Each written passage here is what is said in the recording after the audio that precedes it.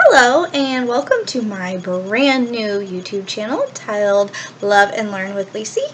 I'm Lacey, and this is a brand new YouTube channel, as I said, and just to give you a little overview of what I'll be talking about on my channel most of the time will be topics including early child care development and education, and anything wrapped up inside that little package.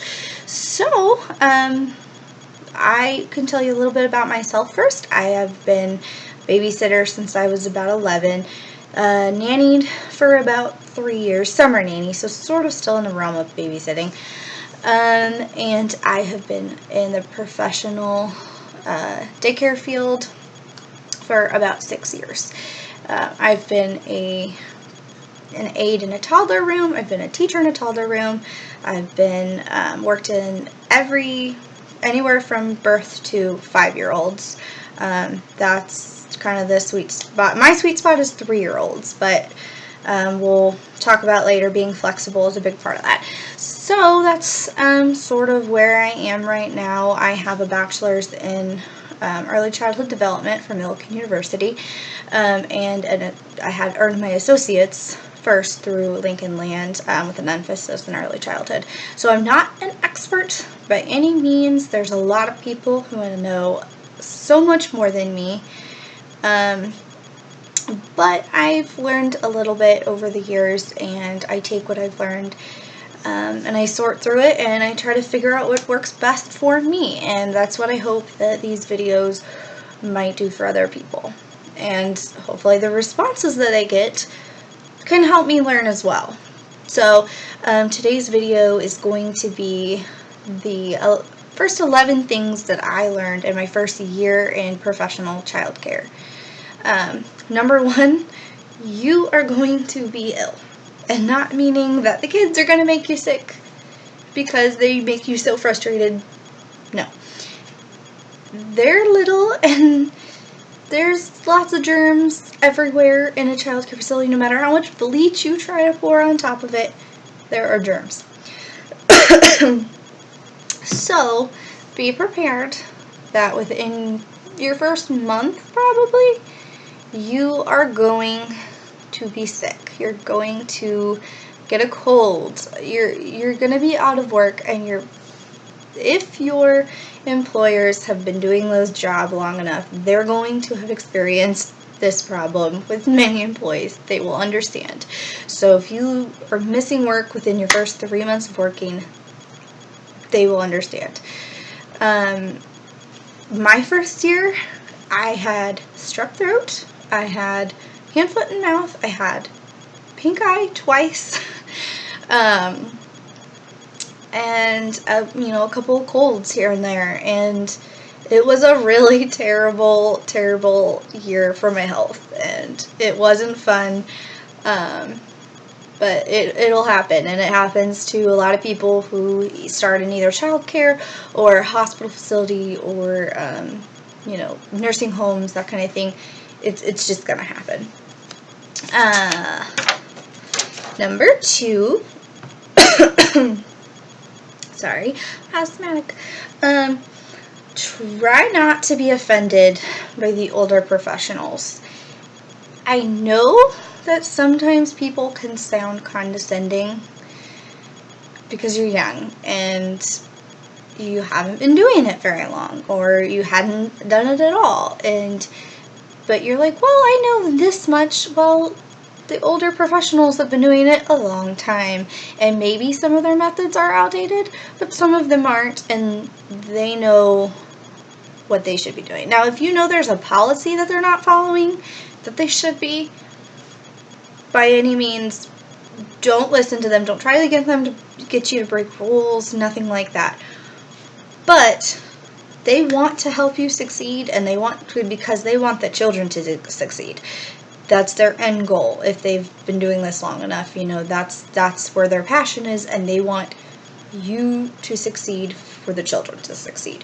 So try to be understanding that they're not necessarily trying to be condescending. I had some older ladies that kind of treated me like, because I was 21 years old. I didn't have children, that I didn't know my head from a hole in the ground, but most of the time they're just trying to be helpful. So try to be understanding. Ask questions. If you have anything at all that you don't understand, or there's a bit of children's development that you wish you understood better, or a way in which to talk to parents, or there's something about a certain child that you're not sure about, ask questions. Ask your director, ask the parents, ask your aides or your coworkers, anything. Asking questions was one of my hardest things, at least in the academic world. I was a C average student. It takes a lot for me. I have to work really hard to get the grades that I get. And asking questions is a hard one to get past, because you're afraid of looking vulnerable and you're afraid of looking foolish. But if you're asking questions, it means that you care enough to learn. And that's a big, big plus in a world where what you do affects a whole group of children and their learning and their development overall. So it's really important that you ask questions. But here's the thing. Disclaimer, be prepared for a variety of answers for the same question. And then you take those answers, you take to the internet, and then you sift through a lot of professional journals, articles by experts in particular fields, research-based data. You want to look at you want to do your own research and find what you feel is true and works for the children that you are caring for or trying to teach. You need to find what's going to work best for you, your co-teacher, your parents. And if you have any further questions, let be medical or developmental, there are so many sources that you can go to for, if you guys are all at a loss, for, different methods to try or strategies with different children. So it's a big, important to ask questions, but take those questions and their answers and do your own research and come to a conclusion that works best for you and your situations. Communicate is number 4.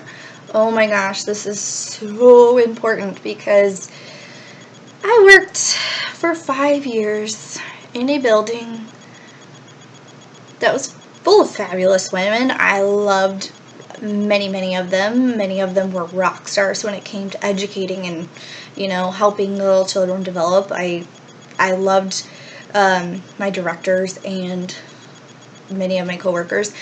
But we also were in a facility where there was 40 or so women working together every day. And that gets a little dramatic, to say the least. There was a little too much drama. What at the heart of that was a problem with communication, with honest communication, between coworkers, between teachers, parents. I think we had a handle on our relationship with parents. I think that was really solid and really healthy. But where it broke down was with the directors and the employees amongst themselves. We would have a problem. We would want to go straight to the director and kind of kind of waste their time a little bit. They're doing a lot of important things. They're making your schedules. They're trying to make sure that all the kids are taken care of, that they're here, they're kept track of, that parents are informed on different, events going on. They have a big job. They don't really need to go and hear that you're having a problem with your aide right when there's a problem. Like, if there's something that you feel like you could resolve on your own, try to do it.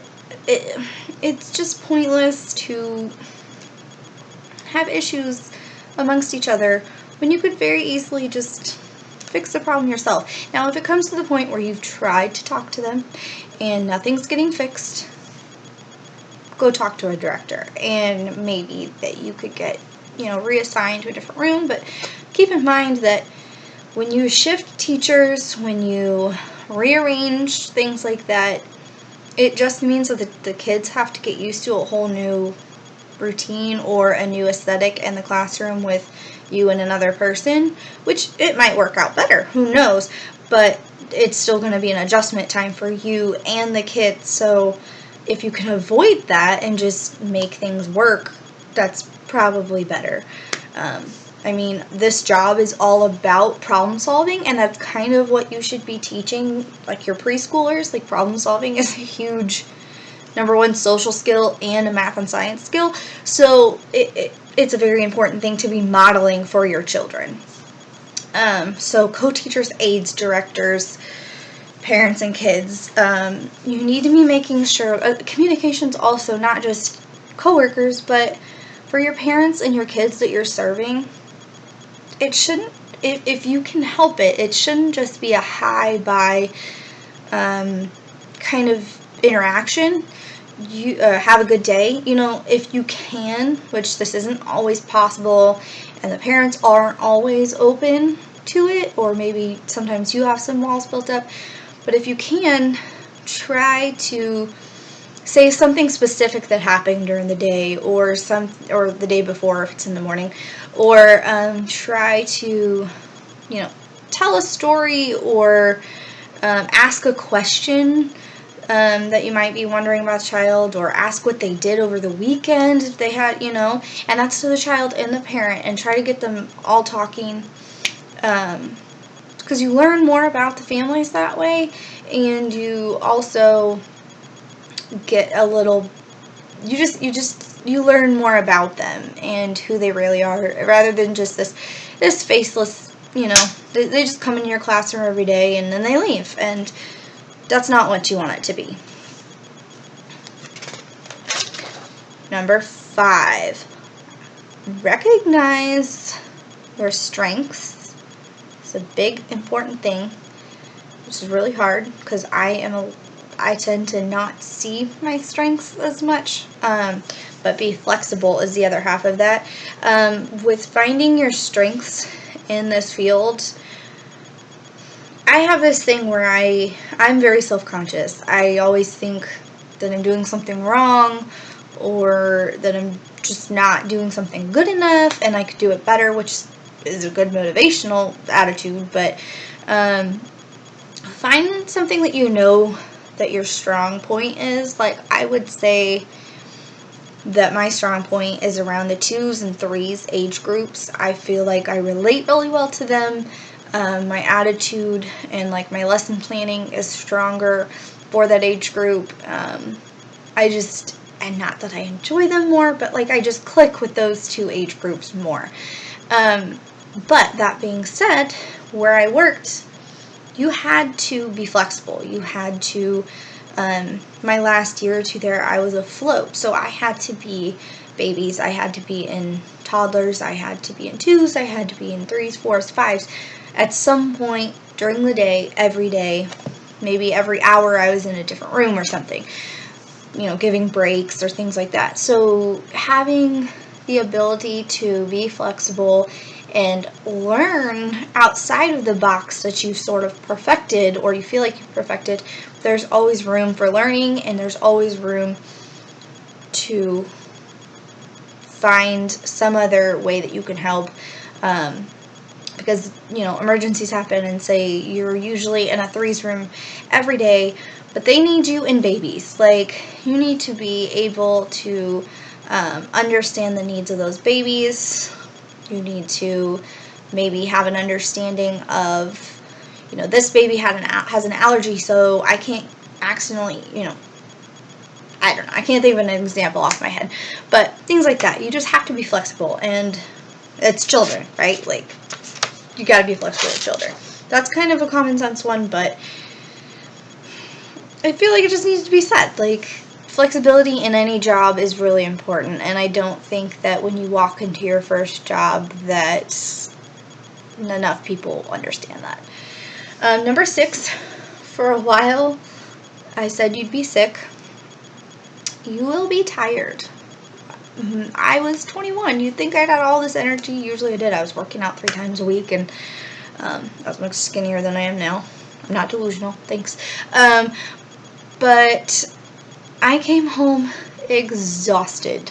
Like, for the first 8 months probably, I was coming home. I still lived at home then, and I would come home and crash on the couch for 2 hours, and then I would go to sleep after that, and I cannot do that now. But I was so tired from running around chasing toddlers and picking up after their toys, which, we're trying to teach them to do it too, but you do a lot of that in toddlers. It's exhausting. It's an exhausting job that you have to have a very high level of energy to do. It'll just take a lot out of you the first year, and your body has to get used to it if you're not used to that level of energy exertion. Like, it was exhausting, and maybe that's just me. Maybe I'm being over dramatic, but I know I couldn't do it. Like, I would just come home and I couldn't keep my eyes open. Number 7. This was a hard one to stomach, because for me, like I said, I didn't have a very high level of confidence. Like, I was really eager to learn, but I wouldn't have called myself an expert by any means, and yet some parents would look at you that way, and that's what number 7 is. You will be both sides of the coin to a parent. You will be considered an expert, and you will be considered a know-nothing to different parents. You might have a 16-year-old, 17-year-old girl who has a little baby that you're taking care of and is asking you all kinds of questions and, looking to you for guidance. And you're going to have to try to be that. Like I said, do your research, ask older teachers in the building, for their advice, because they're looking to you for that, and not just young parents, but just new parents in general. And like I said, I'm not even a parent.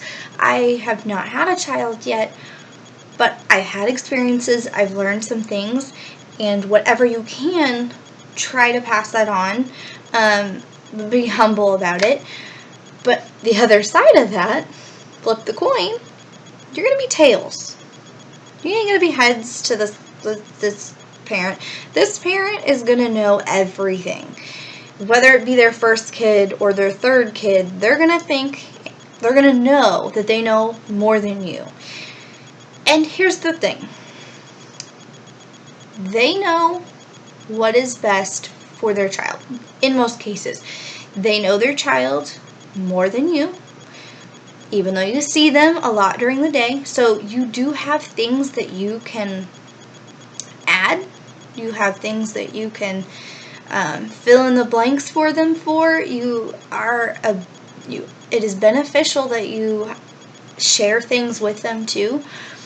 But sometimes no matter what you do with some parents, you're just going to be a know-nothing that is just there to babysit, and they're not going to see the importance of what you're doing, and that's where you have to step in and sort of explain your side. And that's the important thing. You have to know what it is you're talking about, or at least learn something about what you're talking about so that you can hold your own ground with the parents. And that doesn't mean make it a war, because it's not supposed to be a war. It's supposed to be collaboration. So you need to work alongside these parents, not against them, but understand that they know their child better, but you know their child too, and you know about typical development. I'm assuming that you do if you're early enough, but if you don't, you're in the learning process, so you can learn and take everything in. So work together with that parent, but just understand that sometimes you're just not going to win with certain parents, you know. But never disrespect them, never, you know, you have to accept that that's their attitude, and that's just how they feel, and you have to respect that. You could even it might be annoying, but you could always refer them to an older professional who they might respect more, which kind of might make you hurt a little bit, but in reality, I mean, that's probably where it makes more sense to go that way, honestly. So yeah, just expect that you're going to have to play a couple of different roles for whatever parent that you're speaking to. Number 8, coming down to the home stretch here. Positivity is a huge one, because some days you're just gonna come home and cry. Like, that's all.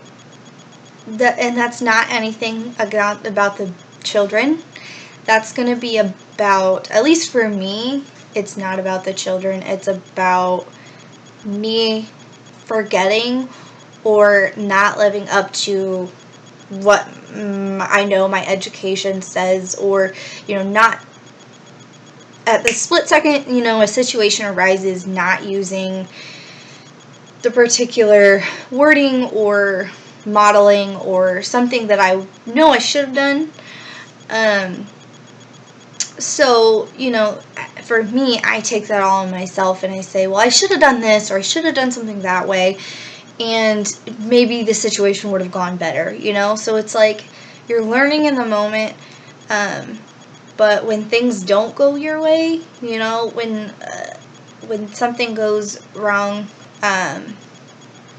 and you feel really bad about it. I've gone home and it's just been a really bad day. Just cried out. But tomorrow, the next day, you have to be positive. You have to say, this child is having a problem, and if you can't figure out what's causing that, like maybe it's a behavior issue, maybe they're really, really hard at drop off, or maybe they don't want to go home, that kind of thing. It's like, or if they're being overly aggressive, things like that. If there's just some issue in your classroom that you're having, with a child, and it's maybe there's negative attributes about the behaviors or something, you know that child is a positive attribute to your classroom. You know that child, you love that child no matter what he did, you know, or he or she. So in all like the negative little things that happened during the day, try to pick out one that was positive. Like, Betty might have been hitting all day long. You had to tell her a million times, but she was a really good helper. She helped pick up toys. She helped you set out the plates and things. She washed her hands every time she was asked. You know, try to find one or two things during the day that were positive, that she did right, you know, and because there's always something that you can say that a child did, you know, and honestly, like, I'm sure they did something. Every child does something positive at least once during the day.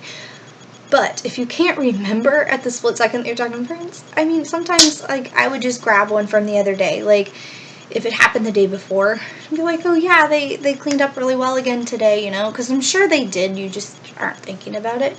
But if there is something stressful or sad or something, or bad behavior that needs to be told to the parent, say something positive first, because they're going to shut off. Like, if you just tell them how bad their kid was that day, the conversation's over. Like, you're not gonna, they're gonna get into defensive mode, or they're going to be like, oh, well, he doesn't do that at home. You know, there's nothing good that's gonna come from that.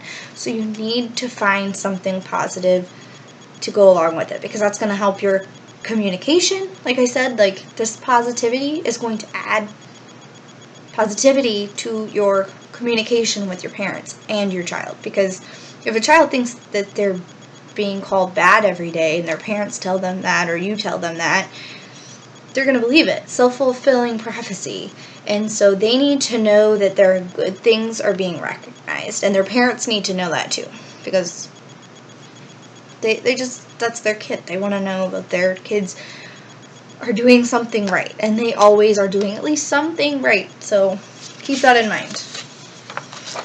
Number 9 is, okay, I was 21 once. Going out is super fun, everything. I've never gone to work drunk, because that would be horrible.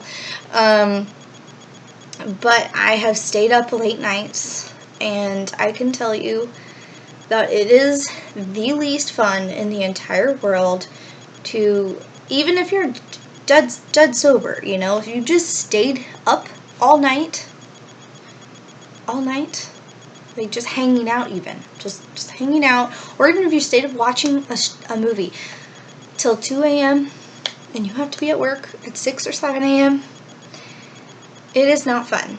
Like, I barely sleep now, but I think it's because my brain was trained in my party days to, like, wake up early, you know, or, like, days when I could, like, I'm kind of an insomniac, so I didn't sleep as it was. But I know on nights where I was staying up till 2 a.m. just hanging out with friends and got home too late, I dreaded it the next day. Like, I was perky until about noon, which is great because it was nap time, but you can't fall asleep at nap time. You got stuff to do. So, and plus, your parents and your kids and your coworkers, they deserve more than you being a tired zombie all day. Like, they need your 100% every day, and if you can't give that to them, then your directors are paying you for walking around in a trance. Like, it's just, they're not getting their money's worth. And you're not earning your money. If you can barely keep your eyes open, you know, you need to be alert, you need to be paying attention to the children. I'd say I only did this a few times. Like, I only stayed out a couple of, you know, probably a handful of times, and then I learned my lesson. Like, I can't function and take care of all these little fun little munchkins all day long when I'm dead tired. You know, when you're sick and you can't help it, and you're not sick enough to go home, you know, that's understandable. But if you're choosing to stay out all night and then try to come to work tired, just don't do it. It's not worth it. Save it for the weekend, you know, do that. But, or if your place, you know, if you have a day off, save it for then. If you're an insomniac, try to take something. Like, I think I need to probably take something, because I just don't sleep. And it's awful. But I'm kind of thriving on the lack of sleep lately. Like, I'm tired, but I can still function, and I'm perky, and I can do my job. So it's not totally, like, affecting my life right now. But if it is affecting your job and your life, take something to get to sleep at a nice hour, because otherwise you're going to be miserable.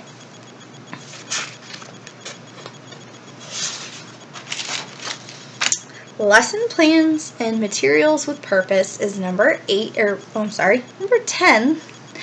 And that is a big one that I don't know if the newbies, you know, that I'm talking to, I don't know if you guys fully would grasp what I mean by that. Is that your lesson plans and materials, you probably are, if you're starting out, you're probably going to be an aide first. You may or may not have taken classes, so you might not have your hours to be teacher qualified in a facility. At least in Illinois, that's how it works. You have to have like 30 hours, I think, of early childhood classes. But if you don't, and you're starting as an aide, which is like your diploma, you may be asked to like help with developing the lesson plan, or maybe if they don't let you do that, maybe offer to help, or like at least sit in on the process, which, you know, it seems simple once you've done it a million times, but there's a lot to it that you're not seeing written down, at least not on like ours. Ours were very simple. Like, we all had kind of different templates that we used. I mean, they were all, you know, saying basically the same thing, but we all did different lesson plans, and we all did different templates for that, and so it all was really simple. Like, when you write something down, you're like writing down an activity. Oh, that sounds fun. Or, I saw this on Pinterest. This craft looked really cute. Which, that's great. That's awesome. Because, you know, crafts that all look the same wall, that's a craft. That's a fine motor activity. That's not actually an art activity. Unless they're choosing either the material or the subject matter. But if we're choosing both as the teacher, and we're providing only like one set of materials, and we're saying what it is, I mean, it's a craft, it's an arts and crafts, but really it's a fine motor skill, and it's a following direction skill, which are two really important things. So I'm not discrediting that at all, because those are skills they still need to learn. But with lesson plans, you need to make sure that the lesson plans and materials that you're using have a very specific purpose for either that particular, like the material is, I'm drawing a blank right now, but if you have, say you have stickers, and like I said, for a craft, if you have stickers and you're wanting to put them on like their name, and you're wanting to outline their name in stickers, you need to understand that what you're doing, it's not just for fun. It's a sensory exploration, and it's a fine motor skill. So you need to understand what it is that they're, and also I guess it's language too, if you're focusing on their name. You know, for younger kids, you might go with like lines, like zigzags, so you're sort of identifying different lines. So that's sort of an art-based skill, I guess. But you need to understand why you're doing what you're doing. I guess that's what I'm getting at. You need to understand why you're doing what you're doing. And if you don't understand what it is you're doing, talk to who, it's probably the teacher that you're in the room with, because I'm guessing you may be an aide. But if you're a teacher, if you're a new teacher in that room, you need to understand the reasoning behind whatever activity you're doing. So, like I did this game where I had a big house, so it's a big outline of a house, and I had different rooms, so labeled like kitchen, bedroom, bathroom. I don't remember what the other one. Bedroom, maybe, if I said that already.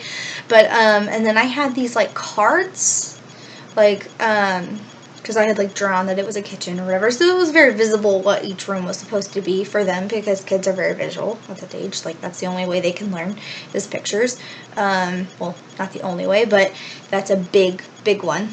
So I had the visual up there for them, and we had these cards that were different objects that you would find in those different rooms. So it was a category game. I was trying to get them to understand that this object relates to this room because this is where we use it, and this is what it does. And so I was trying to connect that. So categorization is actually a science math skill, but you can also sort of tie it in with social skills, I guess, because you could say how it's used, and you're also talking to each other about it. So I mean, it was mostly a science skill, categorization.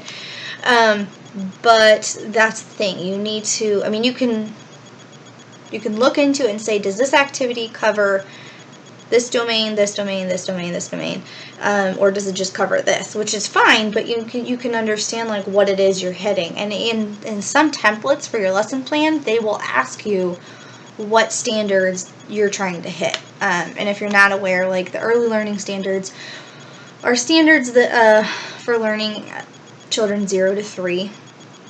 In any daycare, you know, it's going to have how the daycare is supposed to be set up, and it's also going to have what it is expected of. Oh, I'm sorry, that's the DCFS. The early learning standards.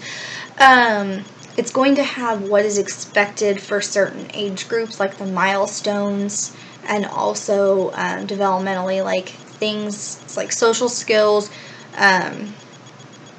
motor skills, language, forgetting the last domain, sorry, but it's going to outline different things that you're supposed to know by 2 years old. They're supposed to be kind of right here. They're supposed to kind of hit these things.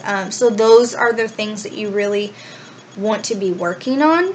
And so that's a great, like if you're kind of stumped with, well, I want to do this activity, but I want to make sure that I'm getting out of it what I'm supposed to, go to the early learning standards. Sometimes I go to the early learning standards and I say, well, which standards do I want to hit? And then I go to my lesson plan and I jump from there. Sometimes I do it backwards. But when you've done it enough, you kind of you remember most of them, and it's just kind of becomes second nature. But when you first get going, I've had to write a lot of lesson plans. I'm still not great at, you know, formal ones. Like I've had to do a lot of informal. But in school, they were a lot of like, explain why you're doing this, explain why you're doing that. You had to break down into little bits, like everything you were doing. And assessment is a big part of that, which the center I was at, we didn't focus a lot on assessment originally. I think they have really sort of jumped into that since I left, but we didn't really focus on assessment. I mean, I tried, like portfolios were something that I never had really gotten into. I tried really hard to keep up on them and do it in my own method, but I would really like more work on that. Like I really want to get into, I really want to be trained more on portfolios, because assessment, you can't really tell what a child has learned unless you can assess it, and some assessment strategies are just completely like, whew, I like when I can do one at a time, like one-on-one with a child, assessment is a little easier, but when you're trying to assess in a group activity, it just gets a little hard. That's when collaboration comes in, because you kind of have to bounce off your other teachers for that. So you just have to have a lot of options there. Like I said, I have a lot to learn myself, but these are just things that I've learned over the first year that I was working in daycare. So like I said, not an expert. I am still learning. So disclaimer, I'm not trying to be a know-it-all at all. There's things I don't know. But that's a good thing. Like, that's what we're supposed to instill in our kids, is that learning is an ongoing thing. Professional development is an ongoing thing. And it's necessary, because if you're working in daycare, if you don't know this yet, in Illinois you have to have 15 in-service training hours every year. So, yeah. Number 11, my final tip for you all, is don't add to the chaos. And this is so hard, and I still have to say I'm a little guilty of this sometimes. I try really hard. Teacher voice tries to stay down here, but getting frazzled happens, and that's when the things that you're teaching your children to do, like the calming methods that you learn, like take a breath, walk away, sit down, think about it, come back, like you have to model that for the children, or it's not going to work. They have to see that in action. They have to see you being calm, or they're not going to.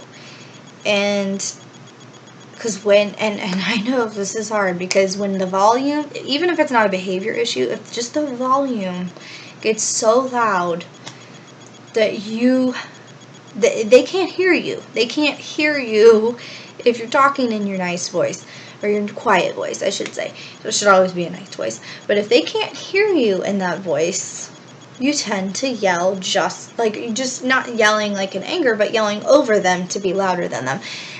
All they're going to do is get louder to talk over you. That's all that's going to happen. That's all that ever does happen, because I say, like, I still, sometimes I do that, like an idiot. I don't know why. But it is absolutely important to try your hardest to find some sneaky fun method, like a Simon Says kind of thing, to get their attention back on you, or, you know, something that's going to bring them down a little bit. I can't say enough how much using your inside voice, it might not work in the long term of the whole day, but if you try to do something silly like, hey everybody, like, pat your head if you can hear me, and then have your voice like gradually go lower, every time, like, hey everybody, if you hear me, touch your nose, like, every time your voice gets lower, they're going to quiet down, they're going to be able to hear you more, and then it's going to get quiet altogether, and then you'll be able to actually talk to them and give them whatever direction or whatever you were going to say or do, so that the attention is focused on you again, and that you can kind of corral them. But you gotta make it fun, you gotta make it silly, which, you know, in the course of the day, I'm guilty of it, like, sometimes just like, come on guys, just listen, like, but if you want them engaged, you gotta get them engaged, and you can't feed into the chaos. You gotta teach some calming methods.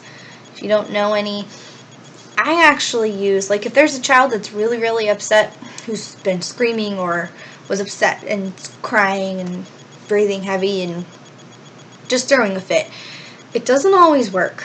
It's worked quite a few times, but it doesn't always work. There's a song that we just do sometimes. It's called the balloon song. Well, at one point in it, you blow up the balloon, like you're pretending. Well, I use the balloon part as a calm down method. Like, I say, blow up your balloon, and they take their breaths and they blow up their invisible balloon. Now, it's funny because I actually just watched an episode of Joe Frost. I don't know if you know who that is. That's a super nanny. She actually recently did something similar, and I was like, oh my gosh, well, I thought of something similar to that. She actually had this little girl. She was about 7, so it was a little safer for her. She had her when she was at home.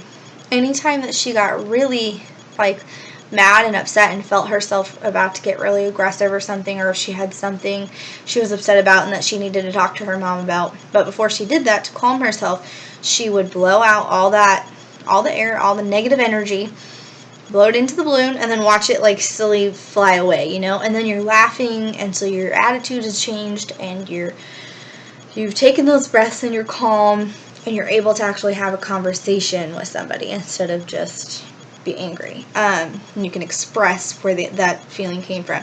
So if you can find something, a way, like sensory bottles are another thing, like a way for them to just turn off themselves for a minute and just focus on something else, and then they could come back to you and explain to you what was going on, or how they feel, or why they feel it. That's good too. Like I said, I'm not perfect. I and the child don't always work perfectly in those situations. I'm still working on that. But when you can, I've had those moments where, like, aha, like, it feels really good for you and for the child when you can make them know that you're listening to them, and that you're not going to feed into the crazy, like, that you're willing to step back and listen. Now, if you are getting frazzled because they're getting frazzled, and you just, in that moment, it's not going to happen for you to bring it down, walk away in another room and do what you are asking them to do to calm down.